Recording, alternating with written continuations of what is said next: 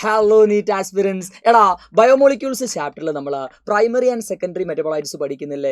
നമുക്കറിയാം sum total of biochemical റിയാക്ഷനെ അല്ലേ നമ്മൾ മെറ്റബോളിക് റിയാക്ഷൻ, മെറ്റബോളിസം എന്ന് പറയുക. കാറ്റബോളിസം, ആനബോളിസം ഒക്കെ അതിന്റെ ഭാഗമാണ്. സോ ഈ മെറ്റബോളിസത്തിന്റെ പ്രോഡക്ട്സ് നമ്മൾ മെറ്റബോളൈറ്റ്സ് വിളിക്കാറുണ്ട്. സോ പ്ലാന്റ്സിലൊക്കെ മെയിനായിട്ട് സെക്കൻഡറി മെറ്റബോളൈറ്റ്സ് ഫോം ചെയ്യാറില്ലേ? അതിന്റെ അഡ്വാൻറ്റേജ് മറ്റുള്ള ആൾക്കാർക്കാണല്ലേ. സോ സെക്കൻഡറി മെറ്റബോളൈറ്റ്സിൽ നിന്നും എപ്പോഴും നമ്മൾ നീറ്റ് എക്സാമിന് ക്വസ്റ്റ്യൻ ചോദിക്കാറുണ്ട്. സോ നമുക്ക് സെക്കൻഡറി മെറ്റബോളൈറ്റ്സിന്റെ എക്സാമ്പിളിലേക്ക് പോയാലോ?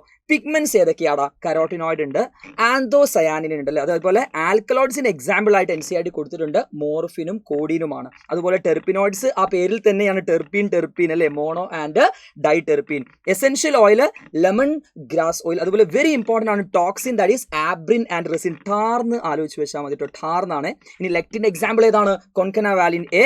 ഡ്രഗ്സ് ആണെങ്കിൽ വിൻബ്ലാസ്റ്റിൻ, കുർക്കുമിനൊക്കെയാണ്. നമുക്കറിയാം ആന്റി ക്യാൻസർ ഡ്രഗ് അല്ലടാ, നമ്മളെ വിൻബ്ലാസ്റ്റിനും വിൻക്രിസിനൊക്കെ അതിൽ നമ്മൾ പഠിക്കുന്നുണ്ട്. അതുപോലെ പോളിമറിക് സബ്സ്റ്റൻസിന് എക്സാമ്പിൾ ആണ് റബ്ബർ, ഗംസ് ആൻഡ് സെല്ലുലോസ്.